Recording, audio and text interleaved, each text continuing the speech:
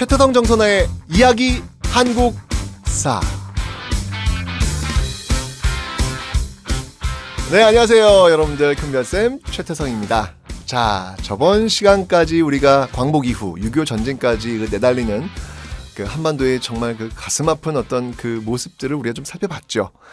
자, 이번 시간부터는 이제 본격적으로 정치사, 각각의 어떤 정부들 어떤 정책들이 있었고 또 어떤 일들이 있었는지 그런 정치사, 현대 정치사를 한번 공부해 볼 텐데, 여러분들 솔직히 좀 어려워하는 부분이긴 해요. 근데 현대 정치사는 여러분들 어떤 식으로 접근하시냐면 개헌사 위주로 접근하시는 게 가장 좋습니다. 개헌사. 그 개헌 1차 개헌부터 9차 개헌까지 이어지는데, 그 개헌의 내용을 살펴보면서 당시 어떤 일들이 있었는지 그 주위를 이렇게 둘러보는 그런 공부법이 제일 좋아요. 그래서 이번 시간부터도 이렇게 개헌사와 관련된 그 이야기를 한번 해보려고 합니다. 자, 여러분들 1948년 50총선에 의해서 구성된 그 재헌국회에서 만든 재헌헌법, 대통령을 누가 뽑는다 그랬죠? 네, 국민이 직접 뽑는 게 아니라 국회에서 뽑는 간선제다라고 제가 설명을 드렸어요. 국회의원의 임기 몇 년?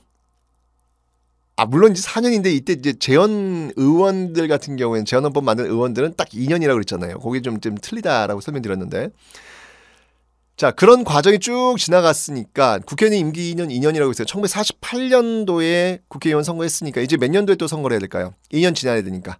그렇죠. 1950년 총선을 합니다. 그런데 이 1948년 총선과 1950년 총선이 굉장히 결과가 달라요. 1950년 총선에서는요, 이승만을 지지했던 국회의원들이 대거 낙선을 해요. 자, 여러분들 국회의원들이 누굴 뽑는다? 대통령 뽑는다 그랬잖아요. 그런데 이승만을 지지하는 국회의원들이 대거 떨어졌어요. 그러면 국회에서 이승만이 대통령으로 또 당선될 가능성이 적어진 거죠. 그죠? 자, 이래서 결국 재헌헌법 구조, 대통령을 국회에서 뽑는다라고 하는 어떤 그 구조 속에서 이승만 정부의 재출범은 이제 기다리기 어려워지는 거예요. 여기서 이 무리수가 던져집니다. 나 아니면 안 돼! 라고 하는 이런 모습들이 우리 정치에서 참 이렇게 많이 힘들게 만들었던 어떤 그런 모습들이 보이는데, 여기서 등장을 해요. 그러니까 이 무리수가 뭐였냐면요, 바로 임시수도, 이 부산 정치 파동 사건이라는 거예요. 근데 선생님, 왜 수도가 부산이에요? 이게 이제 언제냐면 6.25 전쟁 과정에서, 그러니까 이 북한이 남침하면서 밀고 내려가다 보니까 수도를 옮기잖아요. 그게 이제 부산이었거든요. 그러니까 그 임시 수도 부산에서 정치 파동이 벌어지는 거예요. 이게 어떤 내용이냐면, 야당 의원들, 그죠? 대거, 그러니까 이승만을 지지하지 않는 사람들 대거 지금 국회의원이 됐고, 그들이 야당 의원이 됐을 거 아니에요. 그 야당 의원들을 잡아가지고 겁박을 하면서 개헌을 하는 거예요. 이 개헌이 바로 1차 개헌이라는 겁니다.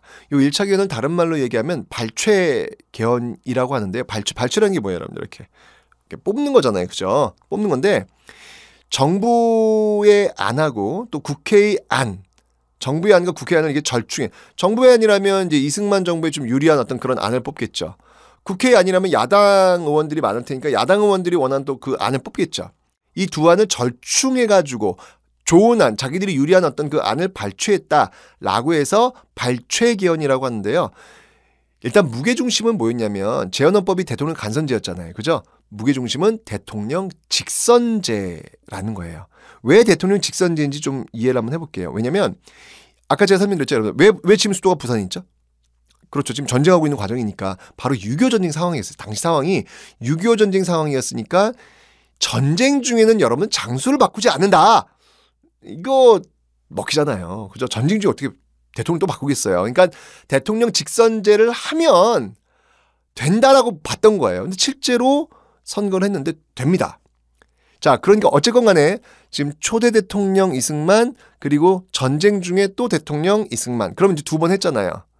2번 했으면 끝이에요. 더 이상 할 수가 없어요. 지금 미국 같은 경우에도 오바마가 지금 2번 대통령 하니까 이제 지금 물러나려고 하잖아요. 그죠? 우리도 마찬가지였어요. 2번 해서 끝이에요. 그럼 끝내야 되는데, 여기서 또 무리수를 더 왜 그래, 진짜. 네. 1954년에 또 개헌을 단행을 해요. 이게 그 유명한 바로 4.4.5입 개헌안이라는 겁니다. 4.4.5입 개헌안. 그러니까 여러분 반올림 알죠? 반올림. 4는 버리고 5는 반올림하는 거.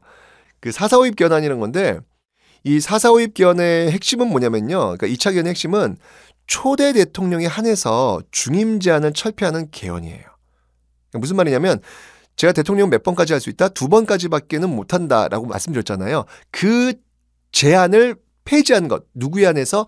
초대 대통령, 즉 이승만 대통령에 한해서 그 제한을 폐지하는 거죠. 와, 이거 어떻게 이런 특정인을 위해서 이렇게 법이 만들었다. 저 새끼 우리 가능하지 모르겠어요. 자, 어쨌건 간에 이렇게 해서 개헌을 또 무리하게 통과를 시켜요. 그래가지고 이제 이승만 대통령은 또 1956년 대선에 세 번째 대통령 후보로 나올 수 있었던 거예요. 결과는 다시 당선. 네, 결국 이렇게 해서 이제 이승만 정부가 재출범을 했는데요. 그 1956년 대선에서 놀라운 일이 벌어집니다. 어떤 일이 벌어지냐면 무소속으로 나온 조봉암 후보가 있었는데 의외로 표가 많이 나와요. 아니, 어느 당 소속도 아니고 무소속으로 나왔던 이 조봉암이라는 후보가 표가 이렇게 많이 나와? 야, 그러면 다음 대선 1960년도에 치러질 대선은 좀 어렵겠는데? 라는 판단을 할 수 있겠죠. 자, 그러면서 여러분들 1958년 무렵에요. 이 이승만 정부는 강력한 반공체제를 구축하려고 합니다. 그런 분위기 속에서 진보당 사건이 일어나요.